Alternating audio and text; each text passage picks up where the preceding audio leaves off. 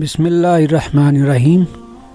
رسول اکرم صلی اللہ علیہ وسلم نے فرمایا، ان موقعوں پر دعا مانگو، رد نہیں ہوگی۔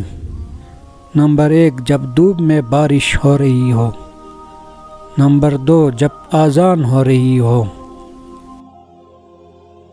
نمبر 3، سفر کے دوران۔ نمبر 4، جمعہ کے دن۔ نمبر 5، رات کو جب آنکھ کھلے۔ نمبر 6، مصیبت کے وقت۔ نمبر 7، فرض نمازوں کے بعد۔